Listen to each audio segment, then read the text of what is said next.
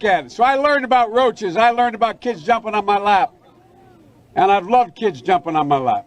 Well, the president was in Virginia Beach recently, and what did he have to say now? What creepy stuff are we going to hear coming from Uncle Jojo? Well, let's hear our friends at the Hill show us.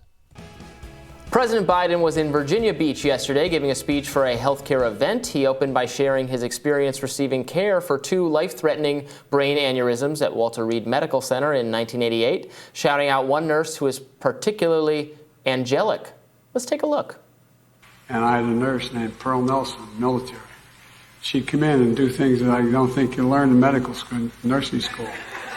She'd whisper in my ear. I couldn't understand her, but she'd whisper, she'd lean down. She'd actually breathe on me to make sure that there was a connection, a human connection. She even went home and brought back her pillow from her own bed because she knew the one I had the one. Why a pillow from her own bed? Couldn't she just go to the closet at the clinic or the hospital there and just get you another pillow? Why'd she have to bring you home a pillow from her own bed? Obviously, so you could sniff it, right? Right? Well, let's watch our friends at the Hill and how they react to this. Well, I'm not joking. Fun coming up How here. did Mrs. Biden feel about all that?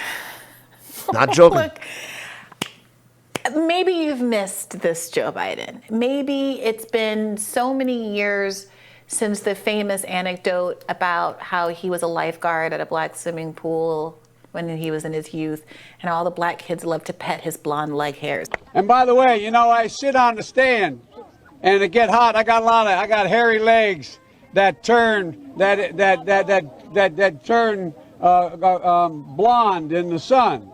And the kids used to come up and reach in the pool and rub my leg down so it was straight, and then watch the hair come back up again. They look at it. So I learned about roaches. I learned about kids jumping on my lap. And I've loved kids jumping on my lap. Maybe it's been too long for you since you've heard him do something cringe like eulogize segregationist Strom Thurmond. Maybe you were missing one of these Bidenisms when he shouts at someone who's talking to him at a town hall at a factory and says, "Listen, fat," and challenges him to do push-ups. If that's you, he's back.